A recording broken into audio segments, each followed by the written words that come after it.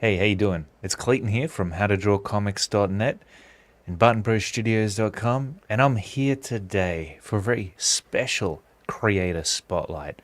They don't happen all the time anymore, so this is somewhat of a rare occasion. We have Peter Simeti back with us, the one and only man of the hour behind Alterna Comics, to talk about King Cryptid, publishing comics in general, and whatever other projects he's got going on. But really, me and Peter, we have a wonderful conversation every time he joins us here on the channel, and I'm sure tonight won't be any different. So it's going to be a whole lot of entertainment and creative conversation for everybody tuning in. All right, Peter, how you doing? It's great to see you here. You're looking well. I'm doing good. Thank you for having me, man. It's always a pleasure.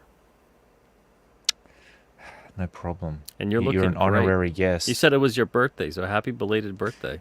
Oh, thanks. Yeah, I just turned 34, so I guess that makes me basically mid-30s now, which is weird because 30 didn't seem like it was that long ago.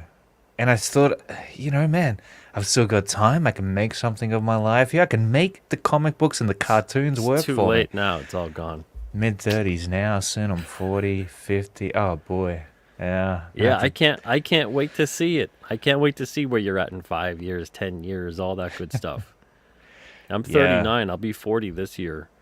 And Mm-hmm. everyone's like, "Oh, 40." Oh, I'm like, 40, my goodness. "Okay. Look at that. See, you're looking well for 40 too. Thank you, man." But yeah, Uh, I'm looking forward to it. It's just another decade to oh, yeah. dominate, It's the you know. prime years, really. 30s and 40s. I mean, you're more grounded than ever. You know what you want. You got that crystal clear clarity. Where do you see yourself in the next 10 years? By the time you're 50, Hmm. where are you, Peter? Where Or is am it? I? Man.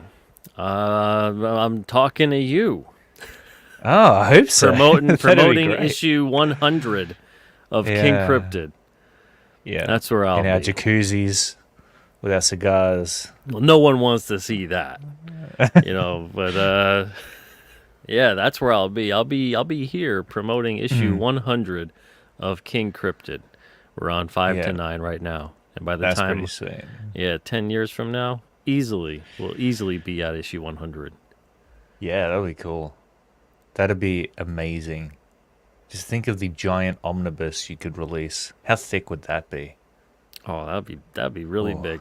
I mean, I've got plans for the series in terms of releasing various trades that center around certain characters that make appearances within the series, and then that's a smart idea. we're gonna have the first ever one's gonna be voted on by the readers. It's an episodic ongoing series, so the Mm-hmm. readers will vote for their favorite issues. So the top 5 favorite issues will then get turned into a trade. And the reason for that is because there's not really like story arcs within King Cryptid that you could take like 3, 4, 5, 6 issue story arcs and then put them in a trade. Every issue is a self-contained, complete story, but they play a larger part into the whole entire continuity. I So see. yeah, so you can read issue 60 and enjoy the story. And if you read 1 through 59 at that point, you get even more out of issue 60. But you wouldn't be lost if you just jumped on board at any point in time. Mm. It just kind of adds more to the experience. So that's why I really want to make that first one there. But it's funny you say 10 years because that's my goal is to have after the 10 years uh, to have that first trade that's voted on by the readers. Well, that's what I was going to ask you next, Peter. Are you the kind of guy, the kind of man who thinks 1 year ahead, or do you think in 10-year blocks? Because it says something about a man and his ambition, I I think. break I break things down Yeah. in small increments, but so like I dream big and I goal small. Yeah? So I this way I can break things down incrementally. You know what I want to That's do smart. 5 years, 10 years, have a bigger picture, but then what I want to do a month, a week, a day. Sometimes even what I got to get done this hour, map out a day specifically. Sometimes it needs to be done that way. and then stay on task with that. But yeah, I like to make sure that I'm taking one bite at a time out of that elephant, not Oh, for looking at it sure. thinking like, oh Yeah. yeah, here's my big goal, my big, because I find that people plan rather um, largely. It can get grandiose, and then all of a sudden it's this insurmountable task because you're not Yeah. breaking it down into smaller steps. So you're looking at it going like, well, it sounded good at the time, and you get excited about it, and you're in like that honeymoon phase with you're in love with the idea and your Yeah. goal. And eventually, if you don't figure out how to break that down and give yourself time to do so, you end up talking yourself out of that, and then making up excuses for why you're not there, why you're not doing what you want to do. And Yeah. then you tend to get more distracted. And I found that over the years with me really quickly. So I said, okay, well, you know what? I got all these plans I want to do, all these goals, all these dreams, but I got to find a way to break them down into smaller parts so I can average out every day, do this, do this, do this, and then weekly reevaluate, monthly reevaluate, and yearly especially reevaluate, and that's a 100%. big part of what I do. Yeah, for sure. And it seems like you've got the golden ratio there where you're thinking about the large overall picture, and you need that. You need a big dream because that big dream is going to be what keeps you engaged in the process. If it's if you truly believe that it can work, but it's an insane idea that is just glorious, then you're going to have like a big fuel tank, right? Because if it's like a kind of small goal that doesn't mean that much to you, then you won't be as motivated to get to it. But then you're doing what you should do after that, which is to break it down into small bite-sized chunks, little milestones. Because that's important so that you can reward yourself on the path to victory, Yeah, right? and it's so important to be able to do that, to give yourself that positive reinforcement, to take the time and acknowledge and not just constantly be in like self-deprecation mode or you're going to end up driving yourself towards defeatism because you're going to be constantly looking towards the perfect and good's never good enough, and it's going to get real difficult to want to even try to attain what it is that you're Mm. doing, and that'll break down quickly. I've experienced that a lot with creators over the years. This is my Oh 18th yeah. year publishing, uh, doing everything with Alterna, and I've experienced that with a lot of creators over the years, and it's unfortunate. Really talented people, great people, and they didn't plan out their goals, their dreams properly. They didn't give themselves enough time. They gave themselves too much of a ticking time bomb of a goal, and when they felt like they didn't hit it at that point in their life, or when they thought they should have reached that goal, man, it very bad. They would Damn. get really down on themselves, and it's hard to talk them out of it. And I've known many people who they just gave up on a lot of their dreams because they figured like, well, I didn't reach it by this point in my life, or I didn't reach it by the 2 years that I put out for myself to do it by. So I guess that's it. And I always remember this Right. story that I always hear all the time, and I know it's based on a real story from what I've been told. I've never done the research. I got to do the research though, about this individual who he had purchased land and there was allegedly gold underneath, and they were digging for it, and spent so much time doing it. Eventually gave up, and the next people that came in, they bought it from him for almost nothing. Came in there within like a week or two of doing the work to dig where and continue what they were doing. They found the gold. And Yeah. so it's people who just give up right before. You never know, right before. Now, at the same time, you also have to be smart about it, because sometimes if you're giving all of your effort and you're doing everything that you possibly can do and should do, and it's just not working out, you have to then come up with different strategies to shift into a different gear, or maybe sometimes not necessarily abandon something entirely, but try to look at it from a different perspective or a different point of view, in terms of trying to accomplish what it is you want to do. So for me, I had to do that really early on with comics and kind of reevaluate what did I want to do. Because when I was a kid, I wanted to do everything on a comic, make my own comic, draw it, write it, etc., all that stuff. And when it came down to the nitty gritty of doing and making comics, I realized, man, like I don't enjoy the sequential art process. I don't have the patience for that, and I don't do it as well as some other people do it. So I figure, okay, know my own limitations. Don't get upset at myself about that. I gave it my best shot in terms of what that was. I found I wasn't really enjoying it, but I loved writing. I loved editing. I loved lettering. I loved the collaboration aspect of working with someone else who was really good at what they were doing and enjoyed what they were doing. So hire out an artist. And I see a lot of people, and I've loved doing that. And I see a lot of people who get into comics. And specifically, I'll just talk about comics, For where they're trying to make something work so much that they're not looking at their other options, that you could still make that work, and still really love what you're doing and achieve what you want to achieve, but you got to approach it from a different angle. And sometimes I feel like there's 100 doors, and people just want to keep going to the one door and wiggling the handle, going, this is the door. This is the door for me. It'll open up. I just got to wiggle it a little bit more, and instead of try out the other doors, see what works. You never know if you don't give the same creativity to trying to problem solve business-wise that you do for your stories. You never know what kind of possibilities you're leaving on the table. Yeah, there's more than one way to skin a cat, right? And I think you've got to have that attitude, exactly what you're talking about there. These are pearls of wisdom that Peter is giving us tonight, because that is all you can expect when you set out to tackle your dreams, is failure after failure. Getting beaten down and then having the ability to get back up and keep going. Trying different approaches, trying different strategies, failing forward. Just because it didn't work one way doesn't mean it won't work the other 100 ways that it could work.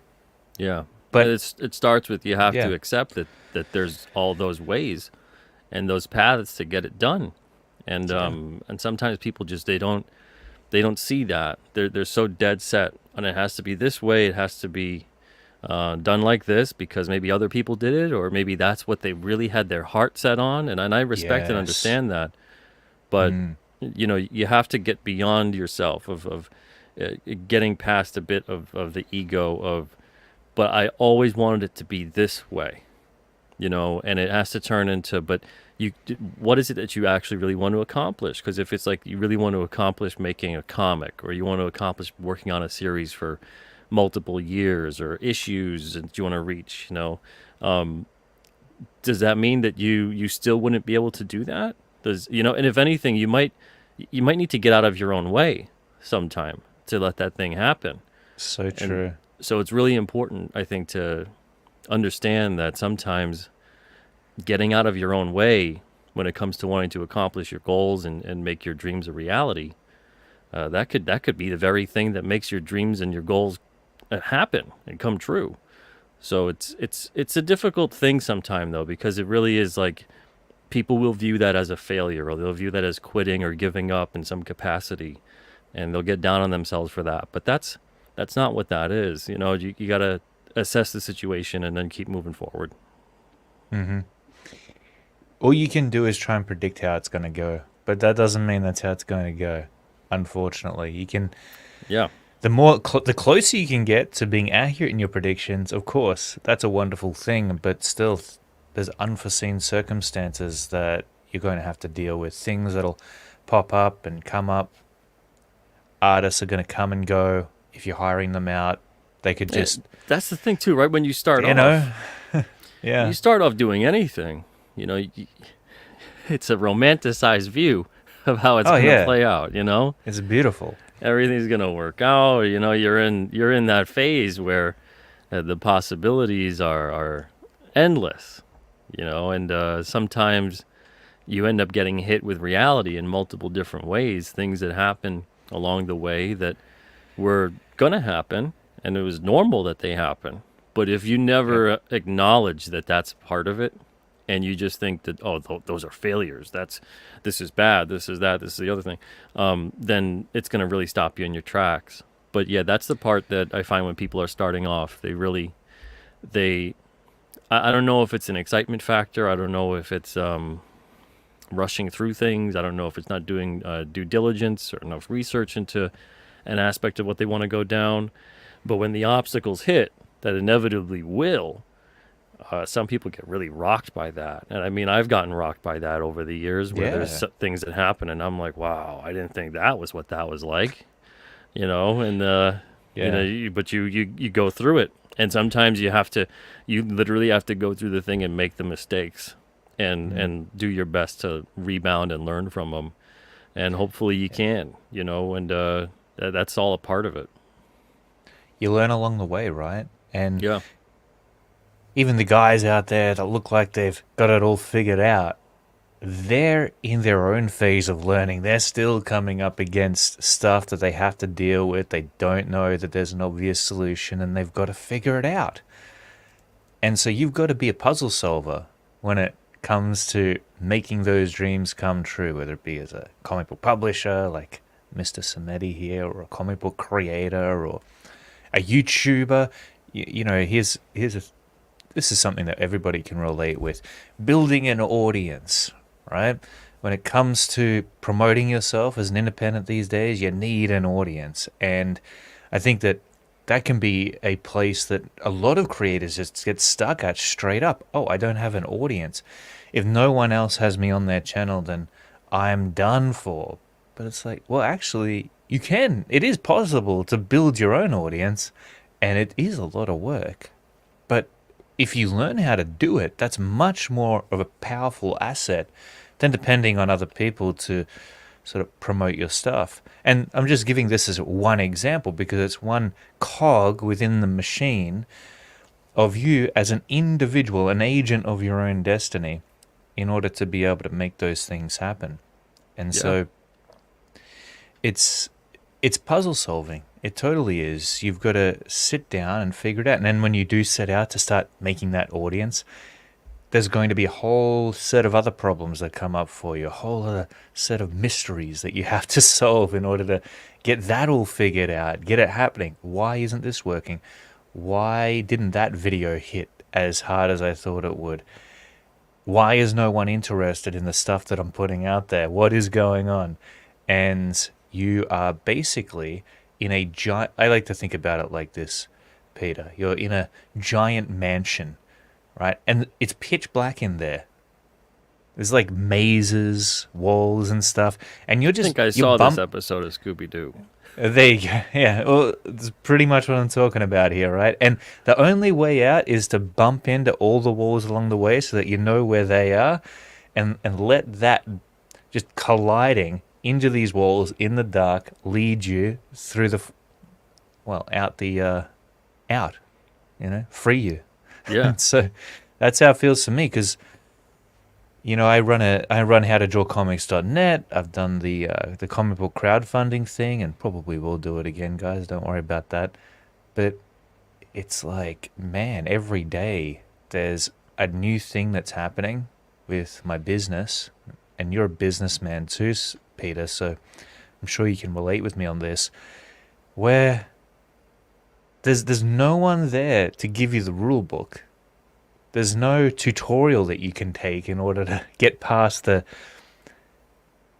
specific problems that you have to deal with, and you've just got to find it out for yourself. You've got to test, you've got to experiment, throw something at the wall, see what sticks. That's part of the fun of it. And so embrace the Yeah. creator that you need to become in order to make your creative endeavors actually happen, because it's not just in the actual thing that you're creating that you have to get creative, it is in the execution of it as well. Oh yeah. Absolutely. And like I said, I've worked with, I've known a lot of talented people over the years, and sometimes that's not enough. Ability will take you so far. Talent Yeah. will take you so far. Even if you work really hard to develop that talent. If you're working really hard to develop a specific talent, let's say it's only really revolving around the creation process of the comic book or whatever it is you're trying to do, but you ignore many of the other aspects that you should at least be somewhat familiar with. Maybe not proficient, but at least familiar, so that you can sort of, when the time comes, use that tool. If you don't ever acquire those tools or develop those skills or whatever it may be, you could have the greatest comic in the world. You could be the greatest writer, the greatest illustrator, the greatest whatever in the world. But if you're not developing other aspects to become more well-rounded, when it comes time to actually get that stuff out there, when it comes time for you to actually put it out in the world, whatever it may be, you're talking about building an audience, that kind of a thing, you're going to be that tree that falls in the forest, and no one's going to be around to hear you make That's that brutal. sound. And that I find is that's a self-esteem and confidence killer for a lot of creative people, because they're thinking, well, I did all the things I'm supposed to do, but they're ignoring one of the bigger facets, which is working also just as intensely, just as hard as you work on your creative. You have to also work on the marketing, the promotion, all that kind of stuff, and view it in the same way. It doesn't have to be a dirty thing. A lot of people view that as like it's a dirty thing. Oh, it's self-promotion. It's a 4-letter word, and you're out there and you're spamming people and you're doing all these things. You don't have to view it and approach it in a way that you're door-to-door virtual internet sales. Buy my book to everybody, or whatever it may be that you're doing. View it as you're sharing, which is essentially what you're doing with what you're making. You're sharing it with the world, and when people are interested, let them know where they can get this thing that they're interested in. Every now and then, just put it out there. Hey, this thing I'm working on, if anyone's interested, go check it out. You can pick it up over here. And that's a more, I think, healthy way to view it. And maybe people wouldn't feel so scared about promotion or marketing or whatever it may be. Something else that I find too that's really helpful for it, that I've always just done this. That's even why I started Alterna, is getting involved in these kind of endeavors and thinking, how can I be of help to others? What kind of angle can I take where it's not about me, it's about the genuine interest in others, having a conversation with them, maybe shining a spotlight on what they're doing, maybe publishing, helping them to publish or something like that, utilizing your skill set, whatever it may be, to help someone else achieve their goals. Now, I've had experiences over the years where I look back and I'm like, was that the right path for me? I think I could have. It's another one of those things. I view it in a different perspective of helping people. I probably could have done more in terms of, instead of viewing the publishing industry, which I was not super familiar with when I started off, especially, had a different conception of what it would have been like, especially the ease of publishing a comic, getting distribution, doing all the things you think you're supposed to do. And then at some point, the doors open up. You break through. You go through the right distributor, you talk to the right retailers, you get involved with the right creators with the right books, they're of quality, and you think these are all the things on the checklist of what to do, and sometimes you realize it's not enough. Sometimes you realize maybe it's a different way that you had to approach it. And so the publishing side of things, I've had to approach that differently over the years. And whether it was with a distributor or a creator or myself or whatever it would have been in terms of the approach, it really was an experience in terms of that exactly what you're talking about with that trial by fire, where you just don't know what you're going to get into until it's right in front of you. And then you can only go, all right, I learned from that, and I'm going to try not to get in that situation again. And For sure. and the thing about that is they don't often repeat themselves, so they kind of rhyme. So something else will happen where you're like, this feels familiar, but it's not exactly going down the exact same way as the other ones. So maybe you give it more leniency this time too, because you're like, well, I don't want to be too rash. Maybe this will play out differently. But there's always that gut in you saying Oh yeah. this is going to be the same thing. This is going to be the, and whether it's a self-fulfilling prophecy because you've convinced yourself as such, or you actually were able to have some foresight, sometimes it does play out the way the other thing played out. More experiences to learn from. Now you've got a whole host of experiences you could learn from and draw from that as you move forward. So I'm viewing it more as when I'm moving forward with my comics career, I'm really distilling what it is that I want to do. Because with Alterna, I wanted to help creators get essentially noticed, get published, get their stuff out there. Now, there's multiple ways to do that. You don't have to take them on as publisher. And I'm noticing a lot of things nowadays. People don't really need a publisher as much anymore. And I'm the last person that's going to say you need a publisher because I didn't use one. I just kind of went with self-publishing and then built up my own company, and then that was kind of it. So people right now that I would like to work with, if I was to publish them, they'd be entrepreneurial, they'd be motivated, they wouldn't need me to hold their hand the whole time through the whole thing. It's more just me as a guide to give advice, to bounce ideas off of, to help them out. It's a different position than maybe what I would have been looking to do 10 years ago. But the people who are like that don't need a publisher. Maybe they need an editor. Maybe they need someone else on their team. That kind of thing. Maybe they just need someone to be able to go on, their YouTube channel or whatever it is and talk about their book and have a conversation. There's all different kinds of ways to help out. So I'm seeing that over the years, and I think that's where I'm going specifically in the future as far as a lot of that goes. I think I'm going more towards the realm of not really harping on the publishing angle as much as I'm going to be trying to be of service to help people out and get them noticed or help them out with their book or whatever it may be in whatever capacity I could do. And that's where I'm seeing where my happiness lies. And then I can focus on my own book as well and be creative with that and whatever else I do. And if I continue to publish other people, which I most likely will, at least some of them, until whatever happens with that, then that's how that plays out. And I'm seeing that kind of evolve throughout all of the industry, especially the independent side. Because you could publish right now. You could do whatever you want to do. There's so many things that are at someone's disposal right now that they don't need to go any semblance of a traditional route. So many avenues. So they don't need to be beholden to any of that. And it's a wonderful time for that. But it's one of those things of you got to figure out, well, where do you fit in with that if you're someone that does enjoy helping others? And there's many ways to do that. You just got to figure it out.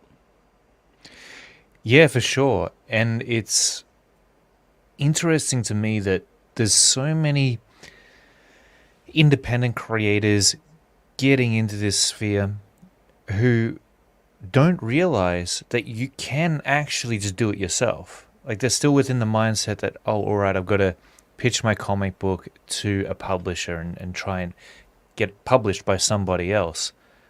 But it's very possible to do it on your own. Of course, it's very daunting, though, too, because of exactly what we've been talking about here, which is getting that audience underway and then figuring out how to print it, figuring out how to distribute it, that kind of stuff. And, one thing that I was going to say, and this is very likely the case for you and many other creators out there who have done and walked the path that we're discussing here, which is starting their own channel, marketing themselves as creators, getting their books out there. That can be very intimidating. And you think about it as just a comic book creator and you think, man, how the hell am I going to tackle that? Where do I even begin? Like, it's so much work and I don't even want to be doing that. And so it becomes this thing where because they don't want to deal with it and they only want to focus on the comic, they scooch it over to the side and try to ignore it. But of course, their success hinders on that, right? Hinges. Maybe that's the word I'm looking for. Like the success is hindered if they don't do it. That's for sure. Yeah, 100%. And so, but here's the thing. Here's what I would say is don't just focus on it as being a chore, because it's not just a chore. It's an opportunity to develop additional skill sets within your abattoir of ability that will pay off in so many different ways. Like, let's say, for example, that you need to get into email marketing. You want to build an email list that you can sell your book to, keep them Yeah. engaged, which means you're sending them out an email maybe once or twice a week. Something I need to do more of. But let's say that you promise yourself, all right, I got to get this underway, so I'm going to sit down each night and just maybe you're writing up an article for a blog on your website, sending out emails, and so writing this stuff becomes a thing that you have to do in order to sell your comic. But that writing helps you to organize your thoughts. And through that process, you become better at speaking as well. You become more articulate. Your vocabulary builds. And so now you're not just developing the ability to write, you're developing the ability to talk and essentially be a great communicator, which has so much value in our society in so many different ways. If you become an excellent communicator, and I often think about these crazy circumstances, such as an apocalyptic event where there's no money, there's no nothing anymore. What do you really want to have? You're planning right? really far out. Yeah, Really not that yeah. far out. What's the greatest form of value that you can possibly have? The ability to communicate in an engaging way that allows you to be able to trade with people, I guess, in this apocalyptic world that we're talking about. Well, I mean, that's what Um, storytelling is. Storytelling is Yeah. communicating, Well, and exactly. Yeah. yeah, it's one of the most effective and long-lasting Mhm. methods of communication. Big time. It transcends lifetimes, sometimes thousands of For years. sure. And man, I can't think of many other kinds of communication that would last so long. Rise Yeah. and fall of civilizations and storytelling, it sticks around. It you know? does. It absolutely does. And so there's that, and then there's, you got to network with other creators like me and Peter are doing right here. But it's not just a task. It's not just a thing that you have to do, some kind of chore that you just got to get out of the way. No, think about what else is happening here. Me and Peter, we're forming a bond here, and that relationship, who knows where that could lead in the future, right? Maybe we end up working together. Maybe Peter promotes my book later on down the track, and it becomes a give and take situation. So there's value there. But also on top of it, now I'm getting used to actually conversing with other creators. I've learned so much from Peter tonight through what he has said, and I'm sure you watching have as well. And so there's a lot of good things that can come from these chores that we have to do in order to be able to promote ourselves and hopefully have our comic book be successful. I guess what I'm trying to say to you here is that even though it's not actually sitting down at the drawing board and moving the pencil around and actually producing the comic book, that's definitely one skill set. But when you're getting into it for yourself and you become an entrepreneur and you're trying to make it happen, you also have to take on more, but at the same time, those additional avenues of learning that you must embark upon allow you to be able to upskill in ways that you could have never imagined, that will pay off dividends way into the future. And if you want to pivot and do something other than comic books, you're going to have this entire skill set there to be able to be really successful at anything you set out to do. I know that you said, Peter, that you're not just thinking about staying where you've been for the last few years. You actually want to move on. You want to broaden your horizons a little bit and maybe get into something else, maybe taking on more of a mentoring role for comic book creators.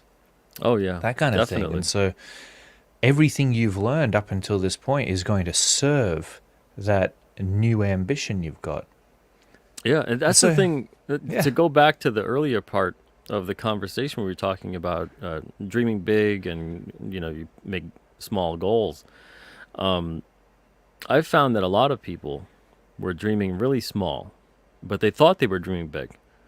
So I've experienced a lot of instances with people I've published where, for them, the dream was just getting signed to a publisher, or the dream was getting into the previews catalog, or the dream was getting the book into a comic shop, or the dream was getting at least one reader.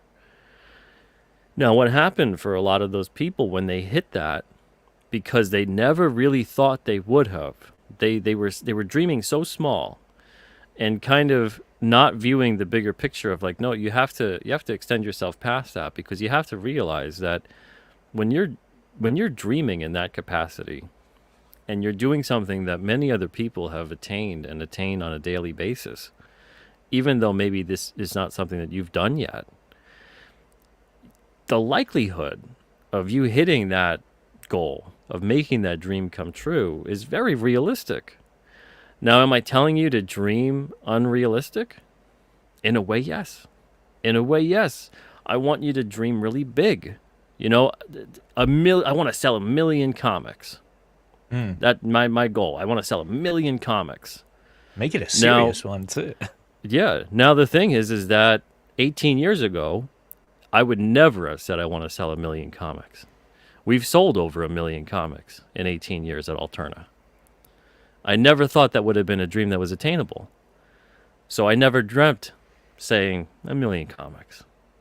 So if I hit 1 million, and I was building towards that, I would have been like, I thought that was kind of impossible to hit. 1 billion? I don't know.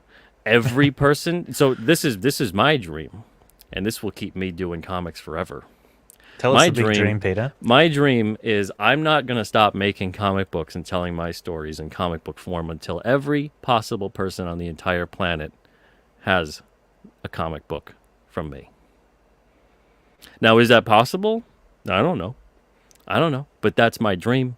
And every single time when someone's like, I don't know, I think I've reached everybody I could reach. I said, did every possible person on the planet, do they all have your comic? No. Probably 0.000000001% of the planet has your comic. So we got some work to do. We got to keep pushing forward. Everybody needs to have your comic. And then guess what? There's people being born every second. They got to get your comic too.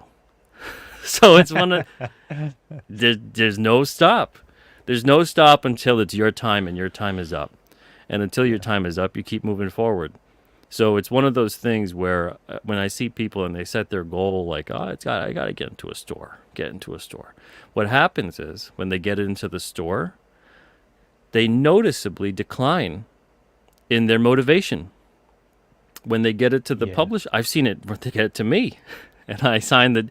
All of a sudden, I'm like, this person's disappeared. It's been 6 months. Where's your book? All these different things start playing because that was the dream. When they get into previews, then they don't promote it. It's in the previews catalog. That was the dream. It's going to go and take care of itself now. And they don't promote the book. And what happens? It falls flat on its face. And I got to have that talk afterwards. And I'm like, did you not do anything that I told you to do to promote your book? These were the things you needed to do that we'll do together. But you have to do it. If this is your dream, you're the one that has to live it out. And too many people are more than willing to hand over their dreams to complete strangers. And sometimes those strangers do not have their best interest at heart. Or sometimes they do, but they can't do it alone. Sometimes every time, they need you to be the driving force behind that dream, behind that goal. And I find that, and this is just, again, talking about comics, although someone could probably extrapolate this towards a lot of everything. I find that a lot of people will more than happily say, oh, you'll make my dream become a reality.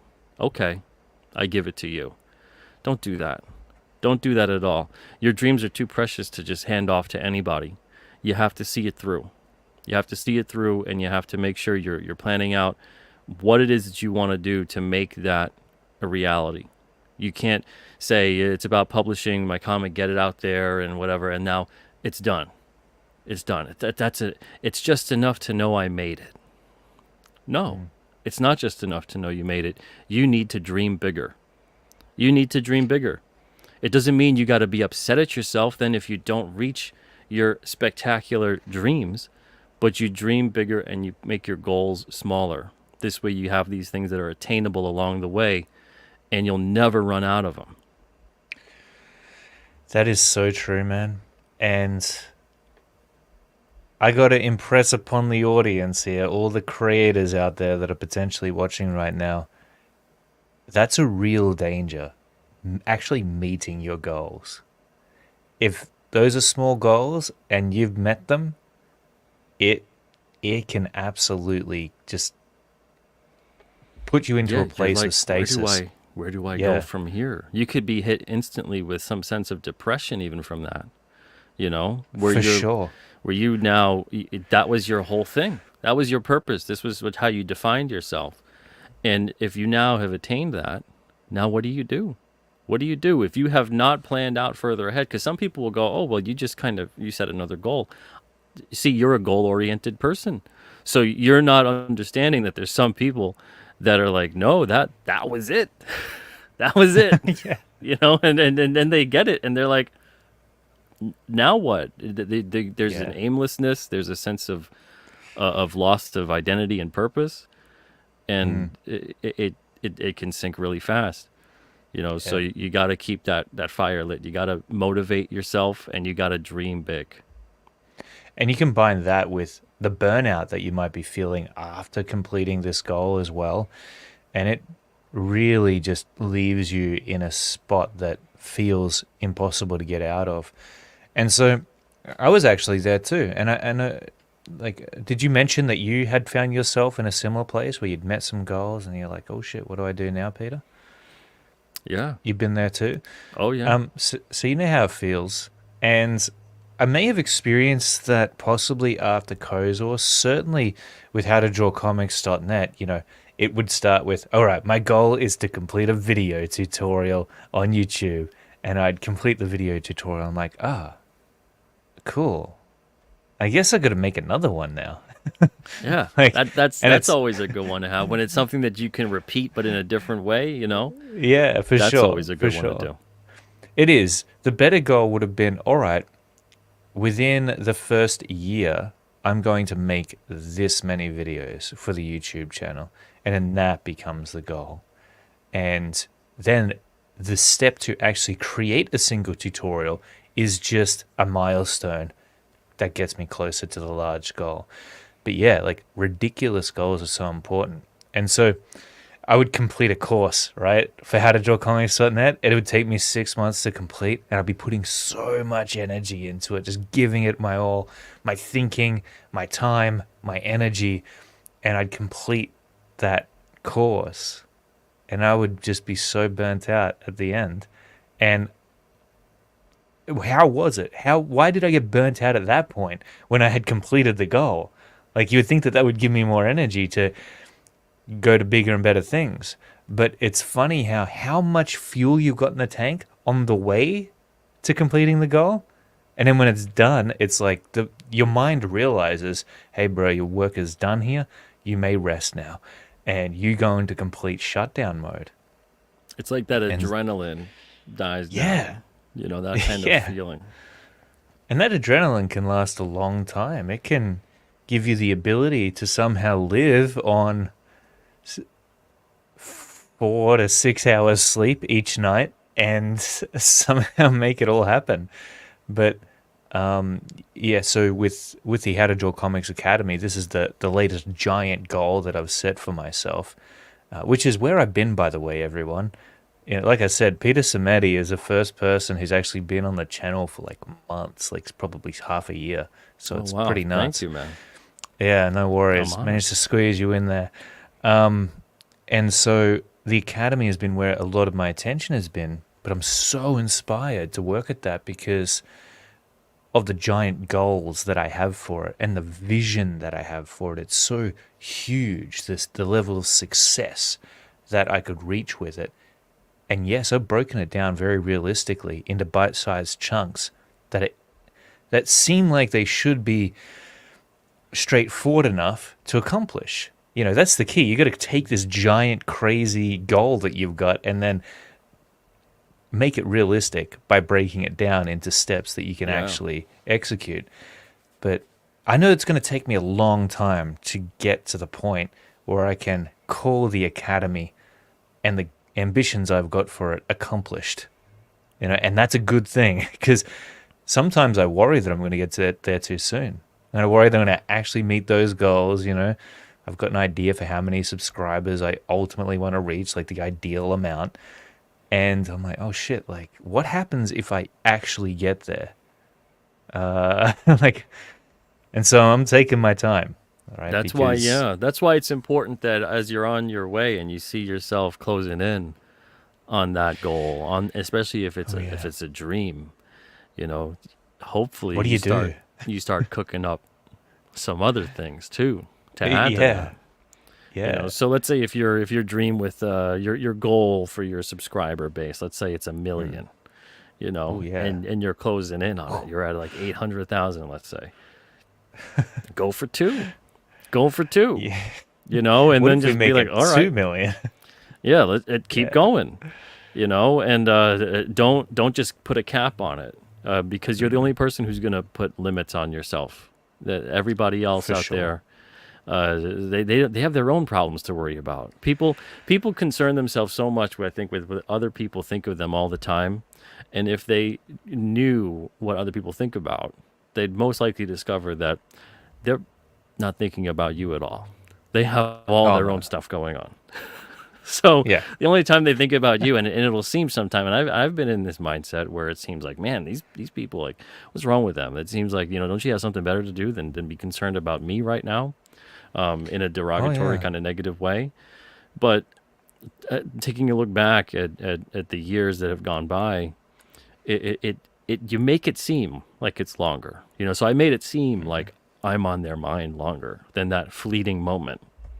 And in that moment, it's especially in the digital age where something looks like it's there. If it's written to you, Yeah. it looks like it's there forever because Oh, you'll keep yeah. looking at it. And as long as you keep looking at it, it is there forever because your thought is on that thing. Yeah. But in the moment, that person sends it, whatever they do, and then they go on with their life. And whether Yeah. you choose to keep thinking about that or not, or respond or engage or however it is, that's on you. So if you don't want to get involved with that, don't. If you do it, but understand you're an active participant in this at this point. So, you control what you think about and how you react to it and everything else. And that's something that I still, to this day, that's a personal goal for me, is to get better at that day after day. And some days it seems like it's easy. It seems like I'm Neo in the Matrix and I could just, all day long, boom, boom, boom, boom, boom. Who cares? Everything that comes my way doesn't matter. And then there's other days, it's like the dumbest little thing. And the whole day you're like, what? Why would that happen? I feel you, man. Yeah. So it's a never ending battle. And I don't talk about any of these things like I've got it all down. But I talk about them that I'm learning, I'm doing my best, and I look back. I make sure to look back, and I know that I've come further than where I was, and that's important. With whether it's a personal goal, a business goal, whatever it may be, it's important to take that time to look back, to self-reflect, and then reevaluate, and then keep moving forward. And some days it's going to be rough, and then other days it's going to seem like it's great. But that's just a part of it. Yeah, you're getting the experience behind you. And so even if you're not a guru yet, which I'm sure you will be at some point, Peter, but you're getting that experience, and every little bit of experience is a gem that you can pass off to somebody else who might not have yet gone through it, who might not be prepared for it. And you've seen the other side. You've dealt with it. You've had to come up with solutions in order to be able to get past it. And so that is useful to other people who are on this journey, who are on this path of ours. There's always going to be differences because we all have our own creative path to walk. But I think if we can help each other out by coming onto a show like this and expressing some of the challenges we've come up against and what you can expect, and that's giving back. And that's a reward in and of itself. Oh yeah, yeah. But I get think what you mean. Yeah. Yeah, it's really important in terms of just even what we have going on right now. Like Alterna, every campaign that we do, every book that I sign on, every new kind of product that we put out that's based on the comics that we make, whatever it may be, that's just taking a look at. We take a chance, and then we take a look at, well, how did this go about? Did people really enjoy this? Did we do a good job of letting people know about it? If something fails, it either fails normally because either it doesn't resonate with people, or you didn't let people know enough about it. You didn't market it effectively. And sometimes you didn't do both. Sometimes it's not resonating and you didn't do it. It's very rare when something fails that you did both, that it resonates, because if it resonates, it usually does well, or that you marketed it effectively. So I find that it's usually one of two things that make something fail. So you got to look back and see. Yeah, you got to look back and you got to see, well, what did you do? Now with Alterna, it's not quite like it's me going out there and then every single thing I do, I can dictate essentially how it's going to play out. There's other creators involved. There's ownership issues involved. There's certain things I can do and I can't do. So I don't really have authority over some things. That's why it's really important. One of the biggest things I try to emphasize with the creators that I publish is letting them know that they have to take full, complete control over what it is that they're doing. So if it's your book and you've got 100% ownership on it, those are your characters, those are your stories. Now you got to find a way to communicate how much you care about those things that you're spending so much time and sometimes so much money making. You have to let people know. So I'm there to bounce ideas off of. I'm there to tell people, here, do this. This is what worked for me. This didn't work for me, and give them that kind of advice. So that's a role that I've found myself both sometimes loving and hating over the years. Oh, yeah.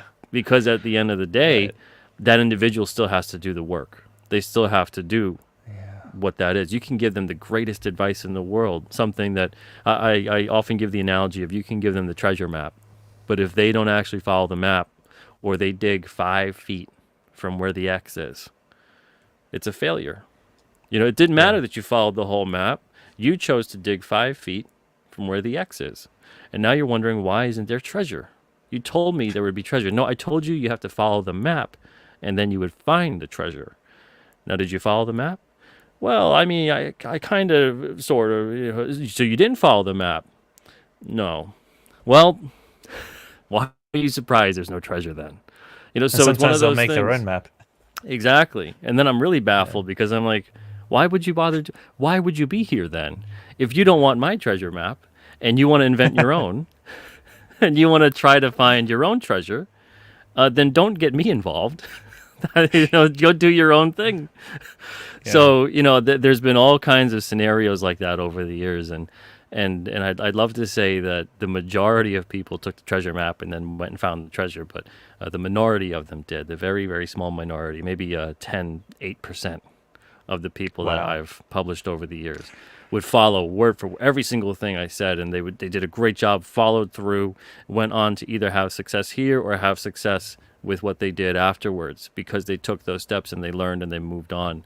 And Alterna was originally conceived as like a stepping stone to move on, to kind of cut your teeth here, get your foot in the door into the comic industry, and then go onward and upward to greater things.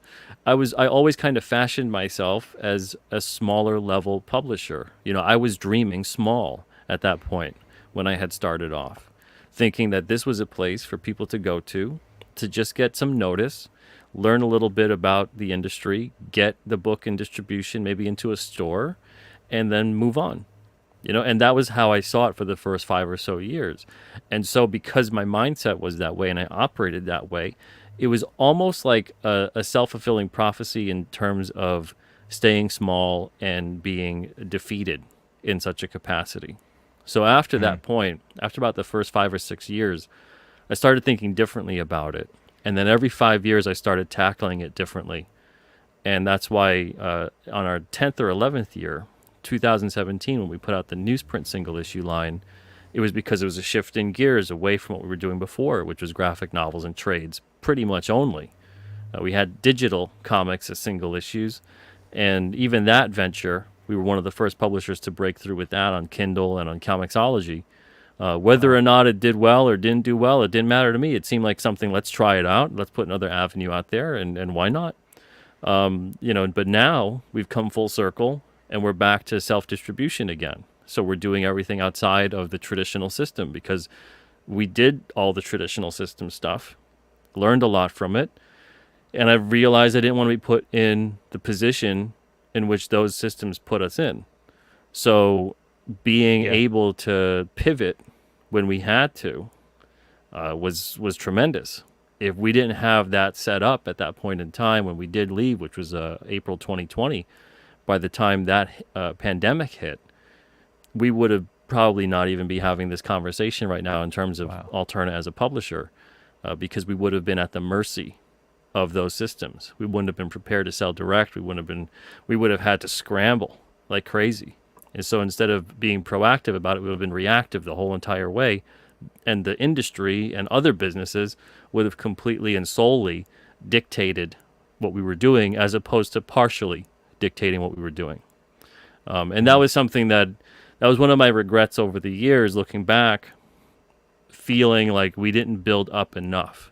Because if we built up starting from the beginning and didn't stop, because we started selling direct, and if we had continued with it the whole time while we had distribution, everything, but distribution would come along and say, well, you don't want to cannibalize your sales. And if you sell a lot direct, you're not going to sell through, and then we're going to have to cancel the books because they're not getting enough. So they put a little fear tactic into me at that point in time, and I didn't know better. So I went into it going, okay, we'll stop selling direct. So we went just through relying on distribution to make our sales for us. But if we had continued the whole way, we would have been in a much better position at that point in time when everything came along. Luckily, we were doing it for about 2 or 3 years selling direct. So it was enough time to build up something. But oftentimes, like I said, I look back and I go, man, it tough spot to be in for almost 10 or 12 years with distribution, solely relying upon other businesses to make you a living. So to put yourself into that position is difficult. And then at this point in time, yes, we have no one else to blame. So when we fail, we can't blame the distributor, we can't blame the retailer, we can't blame anyone else but ourselves. But with that, you're able to look at it, analyze it a lot more effectively, take out any of the guessing game, and go, okay, well, what we're doing, it's either, again, it's not resonating, or we're not marketing it effectively enough, or maybe both. So it really depends, but it's easier to look at that because in the other systems, you're kept at more than an arm's length from that information. Certainly. What did that tell you about trusting yourself and your own intuitions, Peter? Because they use the fear tactics on you. You probably would have done it a different way if that hadn't been a factor. After making this realization, has it changed the way you make decisions and how much credit you put upon your own opinions and the trust that you have in yourself to steer this ship in the direction that you think is right? Yeah, I think it's enabled me to be, I think, a little more confident with my decision making and with when I'm feeling something in my gut. When that little voice, listening to it, when this doesn't sound right, and it's genetic only memory. Yeah, and it's only because of the fact that that little voice has become a louder, bigger voice over the years, because it's like, this is familiar. What are you Yeah. doing? Didn't we do this already? So it's that kind of a thing over the years where it's enabled me to not make certain decisions and then have that. But did I make the right decision? Little voice coming in afterwards.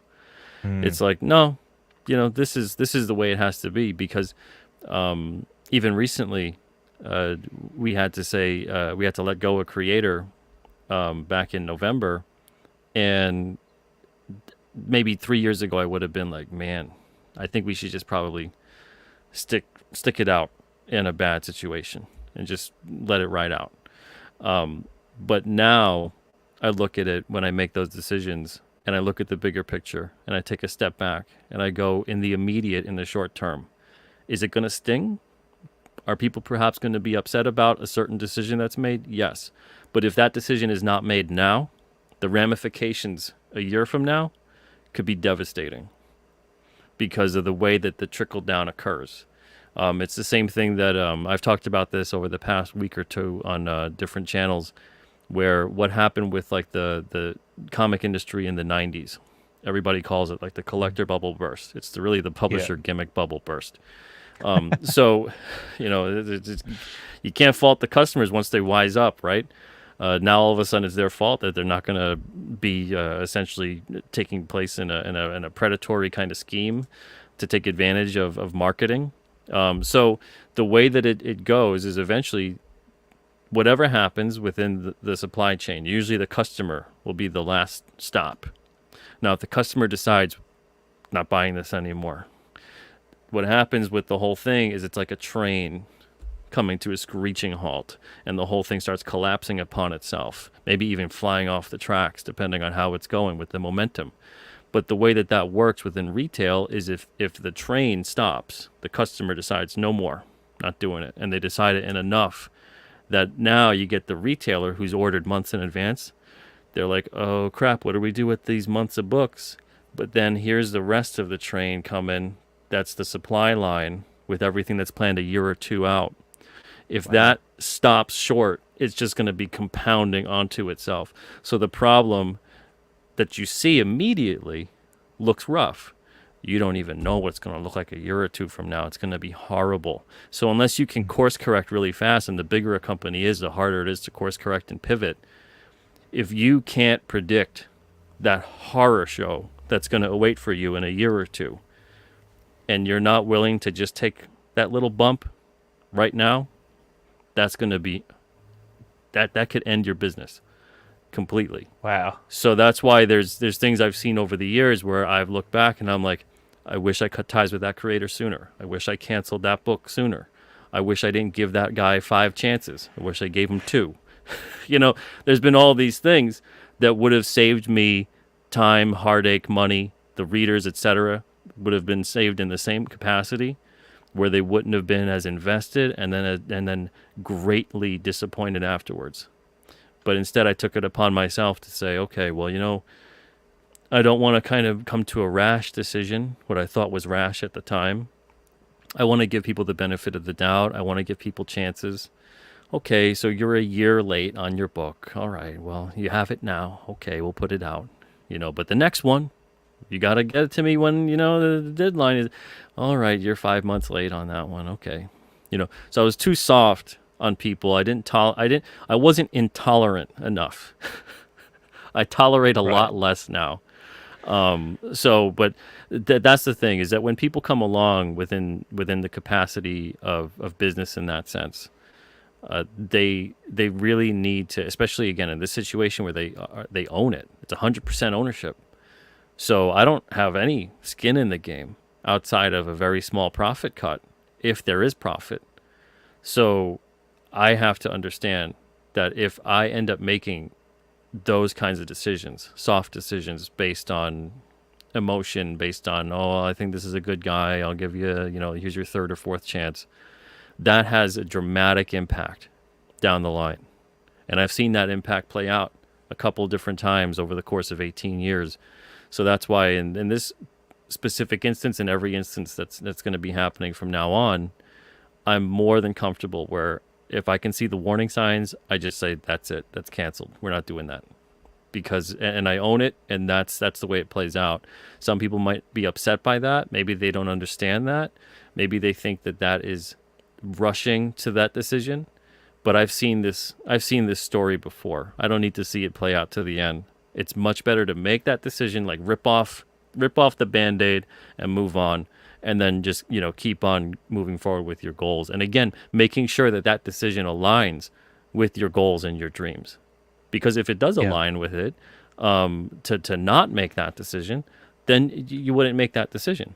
So you have to make sure, you have to really understand and know, clearly define what it is that you want to do and know that you have to do. And that takes some time to sometimes get to know exactly what that is. Yeah. There is some incredible lessons there, Peter.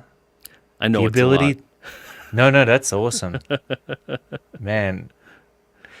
I mean, a lot of it I already try to put into practice, but it's great to get the reminder. And I know there's probably people watching right now that this is the first time that's hearing about this sort of mindset where at any one point in time within your business, within your comic, and this same rule can apply to anything. Like if you can only do, let's say, one comic book page every 2 weeks, don't just think about that comic book page being done taking 2 weeks to do. Think about how long it's going to take the whole book to do if you can only do one comic book page every 2 weeks. Like you stretch it out. If I repeat this particular thing, this particular action, what is the natural conclusion of that? And it can be something that you're dealing with in regards to people, because people have patterns, and it seems like you've definitely picked up on some of those patterns now, and you can recognize when a creator is going to fall through and let you down. Like you can see the signs coming. There's red flags that pop up, and you've seen them before. In the beginning, you're kind of blind to them, but once you see it 2 to 3 to 4 times, it becomes something that you realize you've got to pay attention to for the sake of your own survival and your company's own survival. Yeah, exactly. That's so 100% a great what skill. it is. It's a great skill to develop. And unfortunately, it takes a lot of mistakes. It takes a lot of understanding your shortcomings and really, really holding yourself accountable too. We want to believe in people too, right? And you want to think the best of people, and you do want to give them those second chances. And in the end, it doesn't matter how much of a benefit of the doubt you will give people. In the end, those patterns repeat themselves. And it's like that cliched phrase of, when someone shows you who they are, believe them. Yeah. Is that kind of, and sometimes we make excuses for people. Sometimes it's like, oh, maybe they're having a bad day again, or, maybe there's something going on. I've done that a lot where I'm like, well, maybe something's going on with them and they just don't want to say. And, and even I'll try to ask, everything going all right? You doing good? How's family going? How's things happening? Yeah, it's good. Fine. You get like those answers, right? And that doesn't even necessarily need to apply to something professional. That could just apply to normal relationships with people, friendships, Certainly. relationships, etc. So, when you're kind of getting that brush off, when you're getting the person who's just like, yeah, I'd rather just not talk to you. And so when it's that kind of a thing, when that comes along and it's in business. Now, it's one thing when it's like family, or it's your spouse, or it's your child, or whatever, and it's a relationship that really is important to you, and you feel like you can't just easily go, look, this is not working out. See ya. It's so you really try to put in more of that time and effort and work into it. But when it's something with business, I always feel like, look, if you are dealing with someone in that capacity, and you automatically just know eventually at this point that it's not going to work out I don't like this person, I don't like what they're doing, etc., whatever it may be. Either way, whether it's they don't like me or I don't like them or however it is, just be direct about it, rip off the Band-Aid, and just move on. And move on as quickly and as possibly as you can, because prolonging it gets worse. It gets so much worse, and I've seen a lot of people in this space. I've dealt with people over a lot of courses of time where it feels like you kind of talk yourself out of those things, or you build up a scenario and it's not really reality. It's just another scenario that you're creating. Especially when you're a storyteller and you're surrounded with other storytellers. Oh, for sure. Our tendency to kind of come up with stuff to make excuses for people about things, our storytelling skills could turn against us. So in a big way. Way. So all of a sudden you start fabricating motivations for people, or why things are going a certain way, or why they're behaving a certain way, and because you don't want to make it that it can't be about anything. It has to be something else. Something else must be going on with them, and instead, no, just take ownership. Maybe they just don't like you. Maybe these people just, when they worked with me, maybe they just didn't like me. Maybe I worked with them, I just didn't like them. Something that was going on within the relationship was falling apart in some capacity. That communication aspect that we were talking about, maybe that had fell apart at some point. Maybe a trust was broken at some point that no one is talking about. Maybe it's that kind of a thing. So that's important to understand and be direct with when the time comes, as opposed to, like I said, dragging it out, and it only gets worse at that point. Well, yeah, getting a good read on people is extremely important. Learning how to do that based on micro behaviors, and actually being able to collect enough of them in order to be able to tell you nearly conclusively whether or not something is seriously up with the person that you're dealing with, or even yourself. Because you can monitor your own behaviors and your own thoughts. We've all made up excuses for ourselves and why we're not sitting down at the desk today to get the work done we know we need to get done. Oh, I'm just a little bit tired. And you're like, come on, man, what's really going on? I don't want to talk about it. I'm just a little bit tired. But the truth is, you're just being lazy, right? Yeah. Trust people to be who they are. That's one of the best quotes that I've ever heard. I forget where I heard it, but I thought it was absolutely awesome. Trust people to be who they are. And so if you're working with, you can be friends with somebody who, say, just a dramatic example here, friends with somebody who lies all the time, but trust that they're probably going to lie to you here and there once in a while. They're consistent. Like, that's trust them to be who they are. Yeah. Exactly. And then you'll never be blindsided. You'll never be disappointed. You just be like, well, that's them. So yeah, it's tough in business, of course, and you do have to cut ties with people. And I'll ask you this, you can answer it if you want, you don't have to, but when you do cut ties with some of these creators, do you end up making mortal enemies? Do they go on like sometimes, unfortunately. I try not to. I don't. Yeah. Man, I don't set out for that to occur. Do they try to take you down and stuff and talk shit about you online? I've had that happen a couple of times. Doesn't surprise me. Yeah. But I could thankfully say that most of the time, no, that doesn't really happen. Most of the time, people agree that, okay, just didn't work out. There's a lot of things. There's far more things in life, as far as relationships go, that just aren't going to work out. Even think about romantic relationships. The ones that stick. Maybe you have 1 to 3 of those. Maybe your whole life. Maybe everything 100%. Else is kind of like whatever along the way, and people come and go, and they go in and out of your life. But business wise, it's even more frequently than that. And maybe you never find like the one that sticks business wise, because your goals maybe are changing as their goals are changing, because they sometimes align and sometimes maybe they don't. But yeah, sometimes I've dealt with people where it's been like, I'm sure I'd be shocked if I'm not on a dartboard, at least one person's dartboard, or a punching bag, or something. Yeah, totally. Well, that's the way it is. People are people, and they are people. Yeah, and you can be the nicest guy on earth, The Some of them nicest it's guy on been, earth. yeah, you Yeah. could, yeah. And some of them it's And been great. Some of them, yeah, when we part ways for one reason or the other, we'll still be friends. So some people are able of to do course. that, which is fantastic. They don't let the business decision side of it turn into this ugly, horrible thing. Some people really take that. That's the other part too, where it's a creative field. So when you're creative, you're vulnerable and you're getting yourself out there. And any rejection of that really feels like you're taking the knife and you're just twisting it, when someone's like, okay, your book just wasn't, it wasn't good enough and it didn't sell or this or that, whatever, it turns into a personal attack.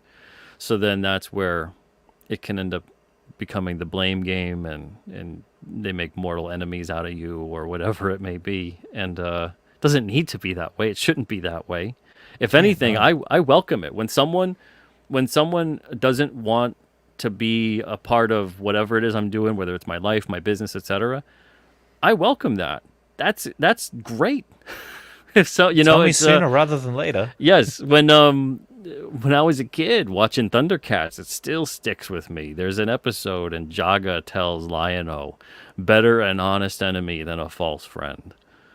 You know, Ooh, and that's a that beautiful quote. that stuck with me. And I'm sure that they didn't invent it, but man, they utilized it perfectly in that episode. And so it's that scenario of it's better to have that occur in your life than, again, you're under this false impression that everything's great, and then you put so much time and emotion and energy into this thing, and then you realize you hated me for like 4 years. I thought we were close. I thought everything was fine this whole time. Like, holy cow. Yeah, completely blindsides you when that happens. Like, Yeah, yeah. what? But again, it's a part of life, part of business, part of Yeah. all of that, and it's crazy how that goes about. But I'm really excited about the stuff that's coming down the line with Alterna, because there's Heck yeah, some let's talk about that. really solid creators here that are doing some amazing things, and it's only getting better and better with what they do. So if anyone is not taking a look yet at the recent campaign, that we have 4 new comics. If you haven't taken a look, there's Blood Realm 14, Horace H. Hoover number 3 of 5, Unit 44 number 9 and 10. Those are some really great books. If you Is are this it here? not, yeah, right there. So it's $9 to get those 4 comics. You can get them digitally for $4.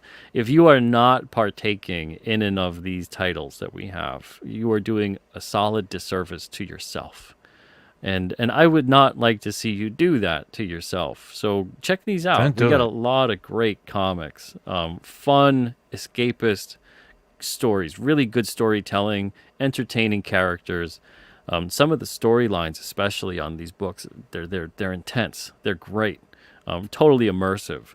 So check them out if you haven't yet. Of course, I got my own series, King Cryptid. If you guys haven't checked that out, make sure to do that too. That's a great series, especially if you love monsters and mysteries and adventure. If you're a fan of paranormal history, supernatural kind of things, you'll really dig that series too. That's King Cryptid, funding Love issues King 5 to 9 Cryptid. right now. Thank you, man. But Mm. yeah, these are great titles. We got a couple days left on this campaign.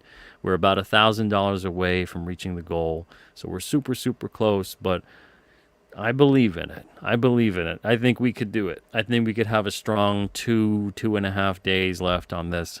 And even if we don't, and we got to extend it a little bit, we'll do that. We'll make it happen. But don't miss out on these. You're gonna be regretting it. These are great comics. If you're a comic fan, man, I can't tell you how much you're gonna regret missing out on these. Oh, heck yeah. And this is all printed on newsprint, right? Yeah, yeah, they look That's super fantastic. cool, man. On the digital, we do like a simulated virtual newsprint kind of a thing, so you can see it on here where it's got that stark white background on the Indiegogo page, and then you can Yeah. see what the simulated digital newsprint does. It's easier on the eyes, on the screen especially, but when you're actually reading these comics, the printed ones, you got them in your hands. You don't have to fight with the glare of the light.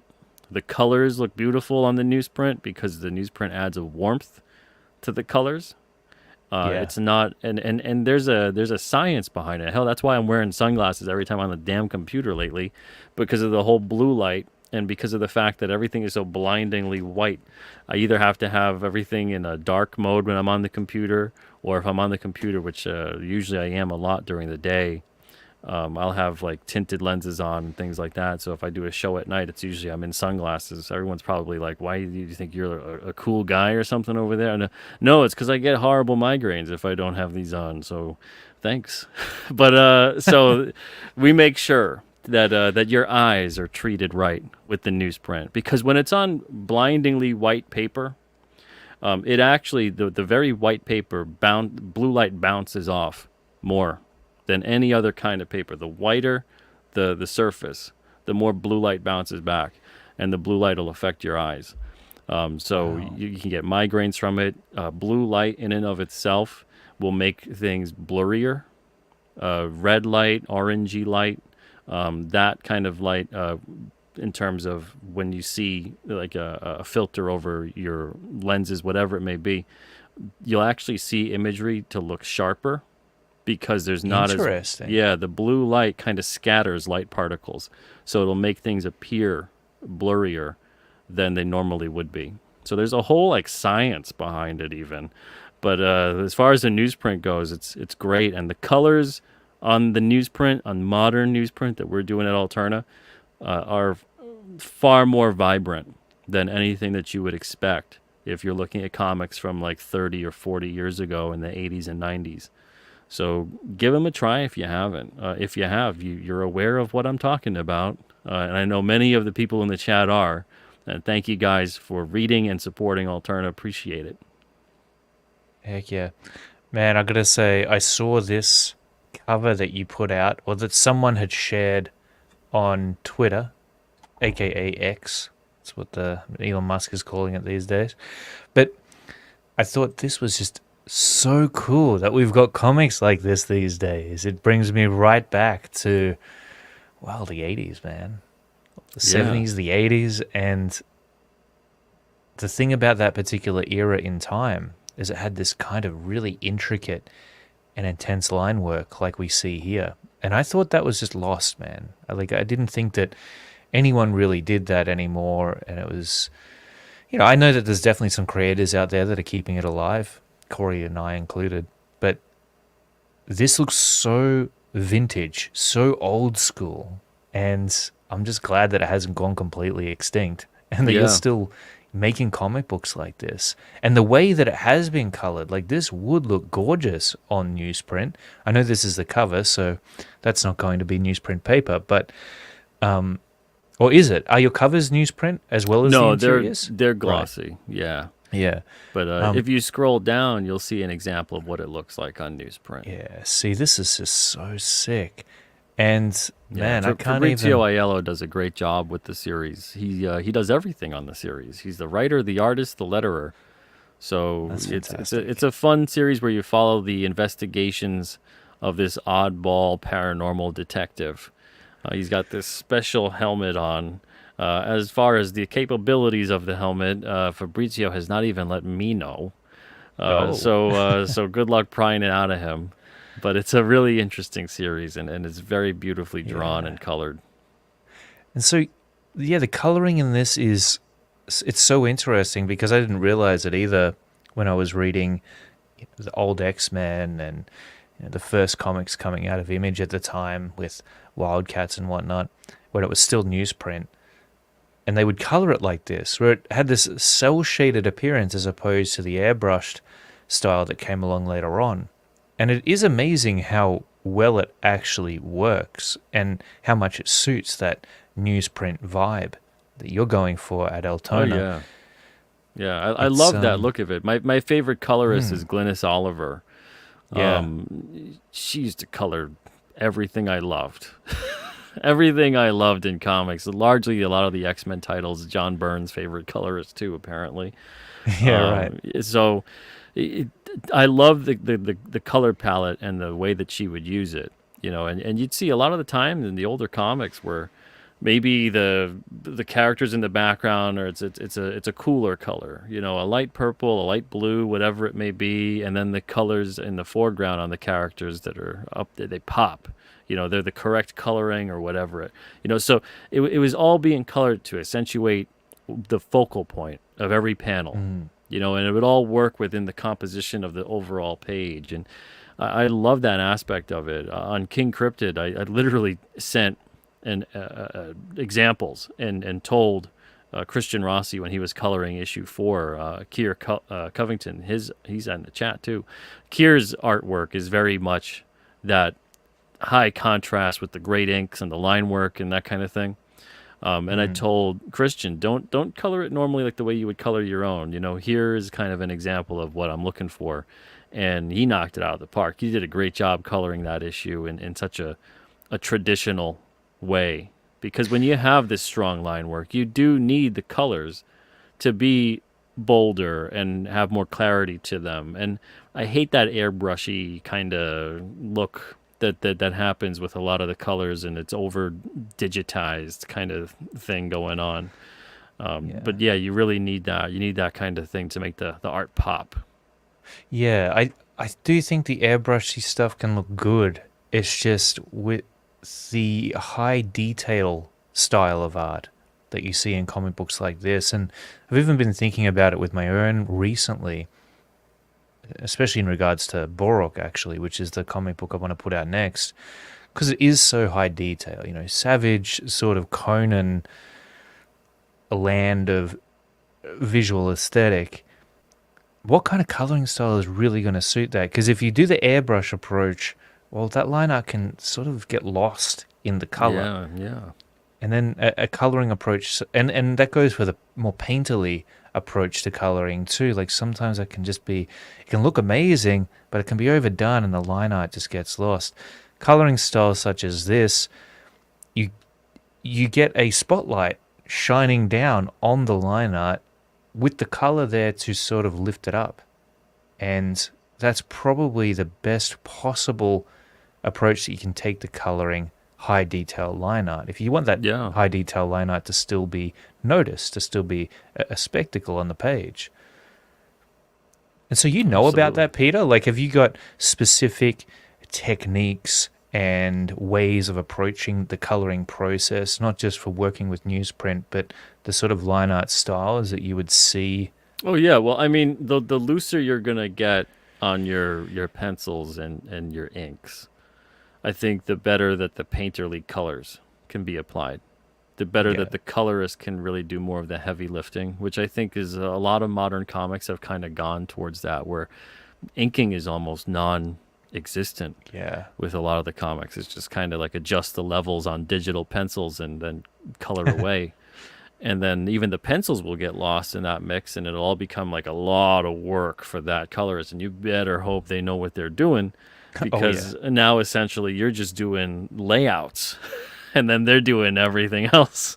But if you've got that nice line art, if you've got that very traditional kind of line art approach to comics, that cell shaded, almost like bolder flats, because I know a lot of people associate flats with all these midtones, but don't just Yeah. do them. Don't go towards the midtones. Go towards the truest bolder kind of color, the boldest color that Mm. you could get on there. If it's red, it's red. It's not like maroon.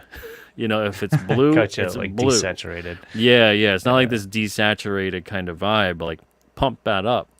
But then you'll get that art to shine with that line art. So that's Ooh, when that's I find cool. that, yeah, that's when I find it really works well. And then also there's, to get really, really inside baseball with it, you do the whole the color saturation with the ink coverage, and you want to make sure you're not over blowing out the amount of cyan, magenta, yellow, and black. You want to keep it within the total ink coverage being around 220, 230. So there's different things. The newsprint paper will absorb ink more, which is good and bad. Whereas the more premium paper stocks, especially glossy, where they've got that coating on it, you're not going to have ink absorption as much. So ink kind of more will sit on it.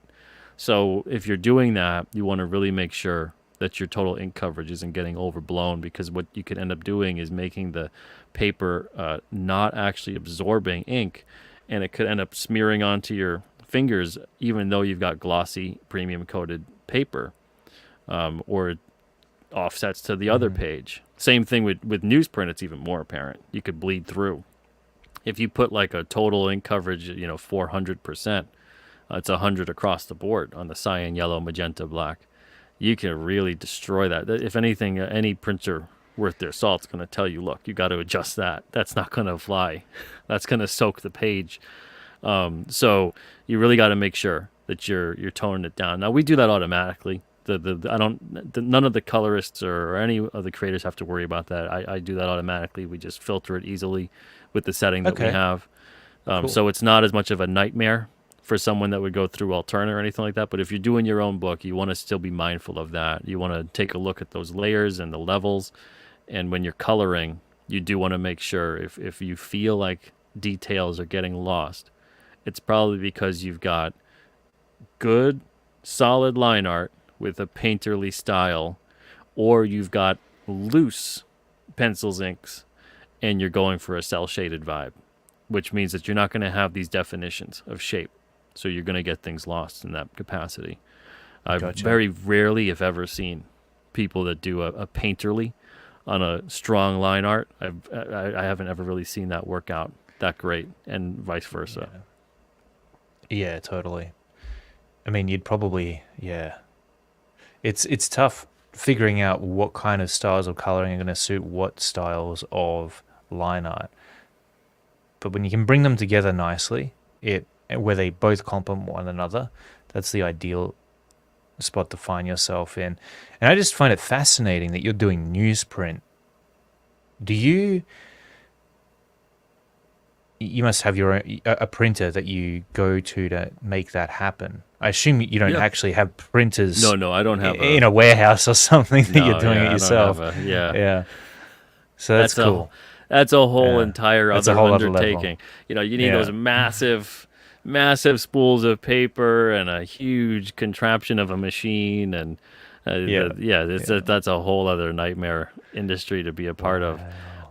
But yeah, no, we use a printer, and we've That's got a cool. good relationship with them, and things have been great with them making the books. But yeah, it's to me it's newsprint synonymous with comic books. It is. Ever since It really I started. is. Yeah, ever since I started Alterna, I was always looking for comics on newsprint. Because you'd see newsprint everywhere. You get your grocery store flyers or whatever it may be, and they would have newsprint in some capacity. But you wouldn't really see newsprint comics around anymore. And eventually, we were able to find that, make that possible, and it's been great. People really love it, and it gives us a chance also that when we put out things on a premium paper stock, whether it's a graphic novel or anything like that, we can actually offer a different upgraded look for those who enjoy that sort of thing. But most people, because I'm always hesitant to say that newsprint is a cheaper look or it's a downgrade or whatever it may be, because I think it's superior. I prefer it.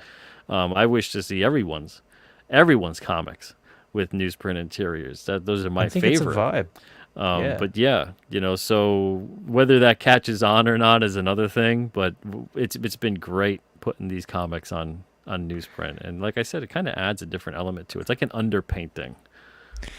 Yeah, I like it. Yeah, it gives it that, and the texture as well of the paper is really cool. It creates a certain experience, a vibe, a feeling when you open up that book.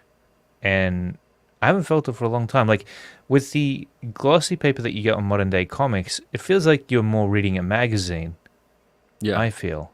And then with the newsprint stuff, because over here in Australia, the only comic book that we really had access to for those kids who lived out in the country, you had to pick your comic books up at the local newsagent, we had The Phantom, and we also had 2000 AD with Judge Dredd. Those were the two comics, basically, that we could get our hands on, unless you were in a big city. And so those comics were, well, at least the Phantom was printed on newsprint. And I'll never forget the memories of reading those books and the nostalgia that I feel just talking about it. And that is genuinely what I feel like comic books are. And then the smell too. Yeah, it's a total experience. It You know, is, yeah. it's there's something about it. There really is. And just within this capacity too of Alterna, we have flat shipping. So if you did want to bite the bullet, I recommend. And this isn't to try to upsell you on as many comics as possible, but Mhm. it's $40 shipping to go to Australia. So it's going to be a pretty penny, but Yeah. the comics are affordable. So if you wanted, you could go in there. Let's say you bought 30 comics, spent around $50, and then the shipping was 40.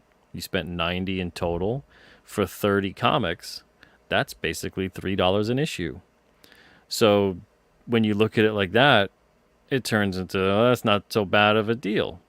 Total bargain. Yeah. And then, Awesome, we man. got a dollar bin. We've got comics at $2 or less. So like I said, everything's flat rate shipping on there. In US, it's $6. In Canada, it's 25.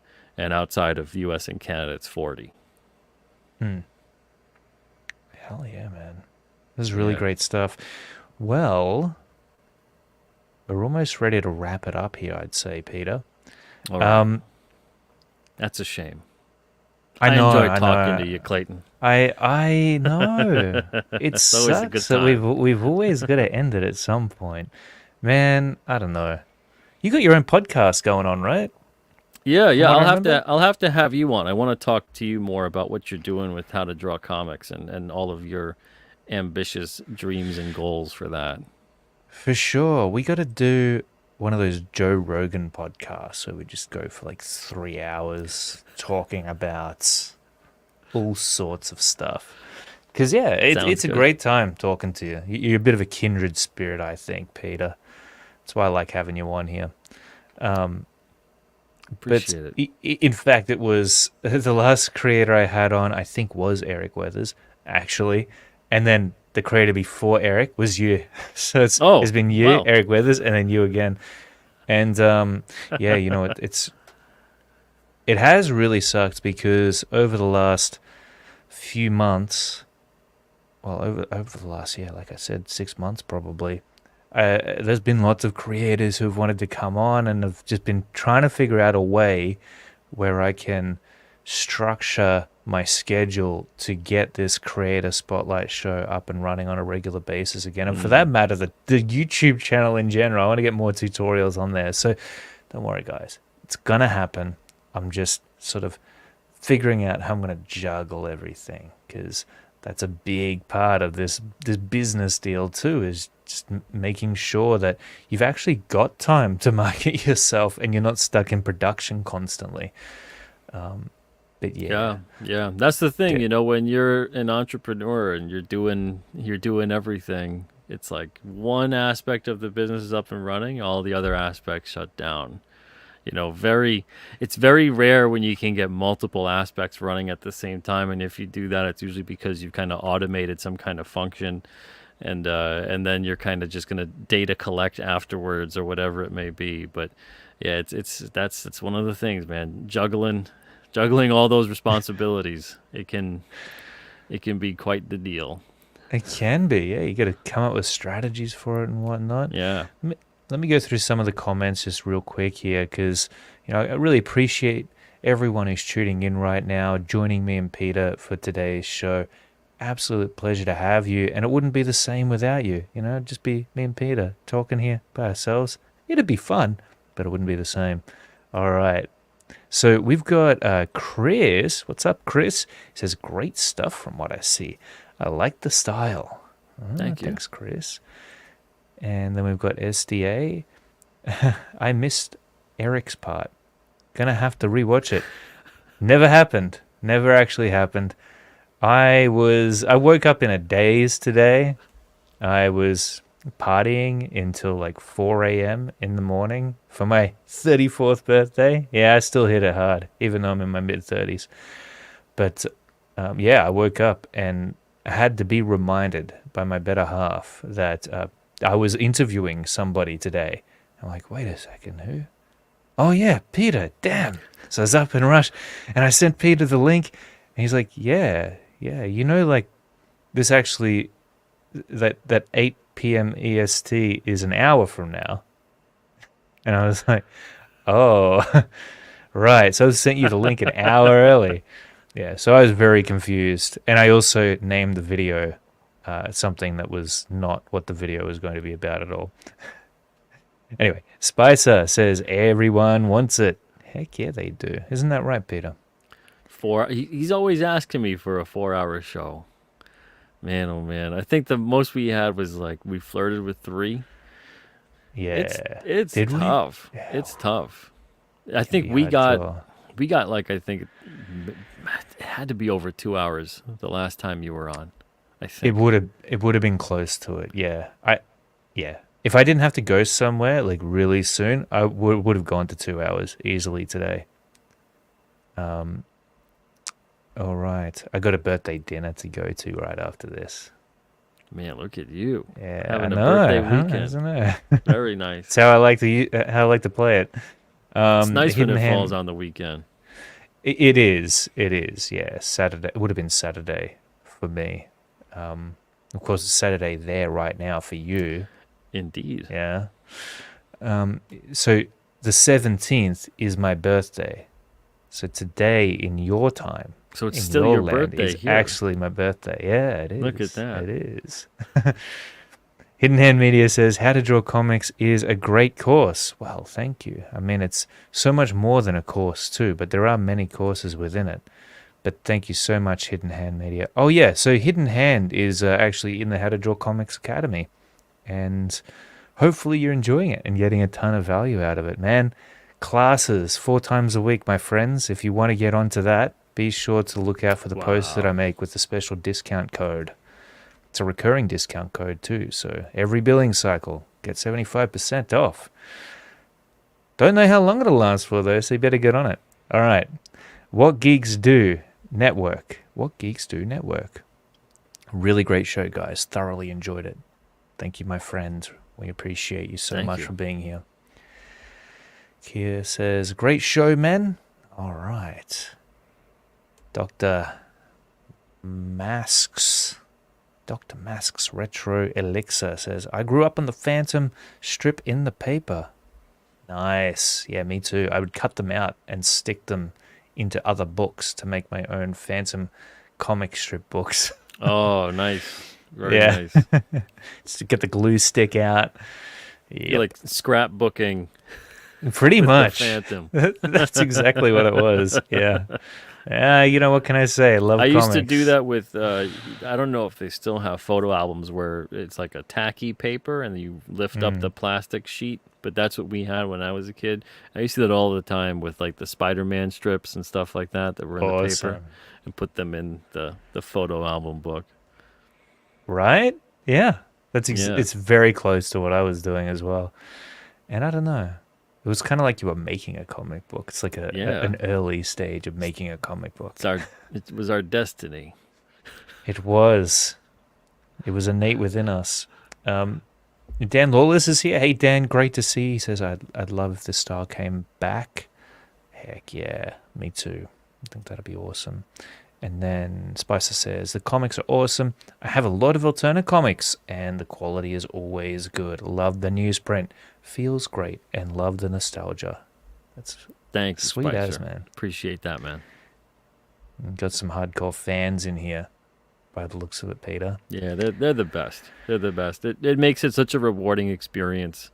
Like you're talking about when, if we just did the show, it'd be fun, but it's another thing. I love doing live shows because of that. I hate doing pre-recorded shows where it's no disrespect to the person conducting the interview or having the conversation with me, but I love the idea of the engagement of people on there tuning in with questions, comments, that kind of thing. And it's the same thing with the comics. It's a whole other experience. It's so rewarding when you make it, you put it out there, and people are receptive to it. There's nothing like it.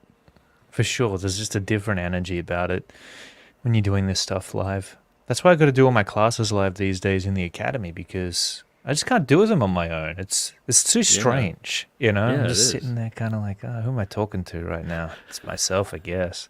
There's actually Absolutely, man. someone there on the other side. It's like, oh yeah, look, I'm teaching you something right now. All right, Mo Big says, I know where Pete's coming from. If I didn't hold Bancroft's feet to the fire, his streams would be upwards of 3 minutes late. Oh, okay, there you go. Mo Biggs stepping in there, helping out the creators. Always good to see you, Mo Biggs. I'm glad that you dropped in today. We have Darren Wagoner. Hey, Darren, my good old buddy Darren. He says Alterna Comics current campaign. He's got the link there. We've also got links in the Thank you, man. description as well. So make sure you click those. And thank you as always, Darren. Big supporter of the community, CG community, the comic book, the creator-owned comic book community in general, I would say. Oh yeah. And then we've got Dan Lawless. Yep, freedom isn't free, but it's the best way. That's right. I wanted to skip up here, say hello to those who I haven't said hello to yet. We had Michael Bancroft in the chat joining us today. Michael, man, I feel so honored that you would come to my humble channel and tune in. Thanks a lot for being here, man. It's amazing to see your face in the crowd. Says I took Peter's advice. Hey, Pete. I still haven't found Lincoln's gold. What gives? Damn. Okay. Where is it, Peter? Where is it? You know, Bancroft, you if he's still listening or if he tunes in later, he's doing such a good job. I really Oh, love what he's doing he's on his killing it. channel and with his Yeah. books and everything. It's fantastic. Absolutely fantastic. And we need like 10 or 12 more Bancrofts and Bartons out there, and then we'll be all set. Yeah. Michael Bancroft, he's always been one of those guys, speaking of patterns, that has the patterns of someone who's going to be megally successful. Like, you can just see it. The amount of dedication he has and the consistency as well. See, I don't have that level of consistency. Michael does. He's also got some really great ideas. He is an innovator. So, yeah, he's got a lot of good advantages in Yeah, play when it yeah, comes to him as a creator. he's doing a great job. Spicer says, after reaching your goal and you feel that fatigue setting in, those are called the championship rounds. Got to keep punching. Oh, there you go. That's all I got to do. I see now. Yeah, I'm a live hockey. Yeah, here I am. Yeah, I know. Probably there's a lot of people out there wondering where the heck Clayton is. I like to think that anyway. They've, in reality, probably just forgotten about me, which is fine too. You know, I'll surprise them. I'll just rock up. Michael says we set low goals and consistently fail to meet them. Yeah, that's right. Sometimes that can happen if the goal isn't worthy enough. If we're not inspired enough to go out there and get it. Sandy, great to see you here. Thanks so much for tuning in. We have Kia. I think that's how I pronounce your name. Yeah, Kia. that's Kier Great to Covington. have That's you. the artist on King Cryptid issue 4 and 9. No way. Yeah, Wow. talented Heck dude. yeah. Thanks so much for being here, my friend. And we have Joro in the chat too. I saw you pop up a fair bit there, Joro. Great to see you here. Glad that you made it. He's blaming the public schooling system of Australia for something. Yeah, you know, I wouldn't trust them too much either. They're Jaro. All right, and we have Angela. Hey, Angela, I see you there. I recognize your name. Angela's always commenting and saying nice things about my work on Facebook. Great to see you here, Angela. I hope you're doing well. And I think that almost covers it. I really apologize if I've missed anyone there. We've got Matt. Hey, Matt. What's up, man? I hope you're doing well. It says, hey, Peter and the Aussie people and the chat. We also have Israel joining us. Hey there, my friend. Thanks for joining Peter and I. It's great to have you. And we also have Michael. What's up, Michael? We've got Shadowworks Media. We've got Chris as well. Hey there again, Chris. All right. I think that just about covers it, I think. Have I covered everybody? Oh, no, hang on. We've got Dragon Pisces jumping in to say hello. Hey, Dragon Pisces. How you doing? Says, I do disagree with the art style. I prefer that glossy look. It makes it feel more realistic and cinematic, hey? Each to their own. Each to their own. You know, they all have their merit. Yeah. And aren't we lucky that we can experience both, that we've got both there available to us? Do you ever think about going down the glossy route with your interiors, Peter, or that's... No, I mean, you've kind of... I really don't. I don't like glossy paper. You know, I don't mind There you matte go. and silk coated. I like those. But the glossy, I find that it just... it's too much of a... There's too much of a sheen to it. Yeah. You know, I don't I mind hear you, glossy man. and like UV coated for covers or trading cards or posters or whatever, but storytelling wise, to read that, it gets just tiresome to me. Oh, yeah. Oh, yeah.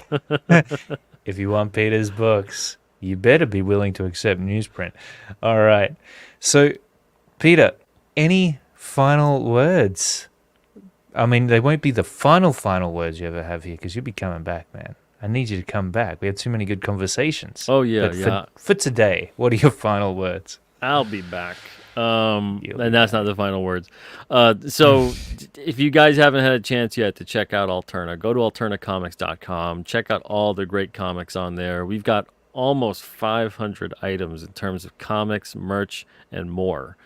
We've got them in digital as well. So if you're more prone to wanting to read a digital comic, if you prefer that, go for it. A lot of them are on that simulated virtual newsprint kind of look. And other than that, the comics are in the single issue format, all on newsprint. Glossy covers, newsprint interiors. We do have some graphic novels left over, which is ironic because the first 10, 11 years or so, we just put out really graphic novels. And then we left that around 2018, 2019. So we've sold through a lot of those at this point in time, really focusing more on the single issues. But we got something for everybody. And if you're looking for really just solid stories, escapist stories with heart, being told by creators that are hardworking and talented, go check out Alterna. And it's never going to break the bank to support Alterna and check out the books there. You could pick up, I think, like the first issue bundle is like $20, and you get like 15 or something like that, 15 comics. So That's incredible. it's, yeah, try them all out and see what you like. We got all kinds of different bundles on there, genre by complete set, sometimes a mini series, that sort of a thing.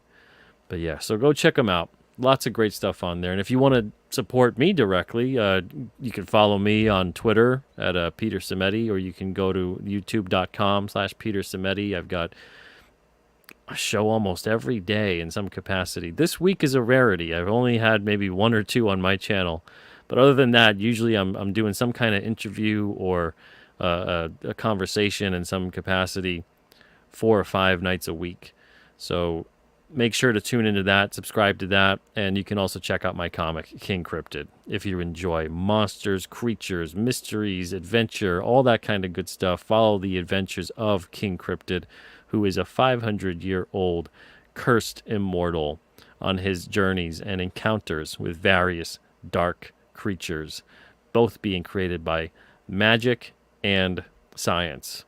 So he's up against quite a bit, but you can check that out. Nice episodic ongoing series. So you could jump in at any point, enjoy the story. You get a full, complete story per issue, and they all play a larger part in that continuity. Hell yeah. We got some links to those in the description below as well. Oh, so beautiful. easy Thank you. access. Be sure to click them. And yeah, obviously, if you're a fan of comic books in general, there's no better deal than the one that Peter is giving you here. I've never actually... Not for a new comic. No. Unless you wait on free comic book day or, yeah. But other than that, you're going to have to dig into... And I love doing this when I go to a store, but you're going to have to dig into the dollar bin. But we have our own dollar bin on the site. So there check you that go. out. You can get a $1 comic. Oh, I'm going to have to go on a shopping spree later, I think, Peter. There you An go. Alterna Comics website. Yeah, I mean the comics as well in the campaign look really cool. So yeah, I'm definitely gonna have to jump on board with that, I think. Well, it's been an absolute pleasure talking to you tonight, Peter. Thanks so much for joining us. And to the chat, thank you for tuning in as well. You've been a splendid audience and you've given us some great company to be around and to have this conversation amid. So, thank you so much, Peter. Thanks Thank to the you, man. chat. And until next time, keep on creating, keep on drawing. We'll see you soon. Bye bye for now.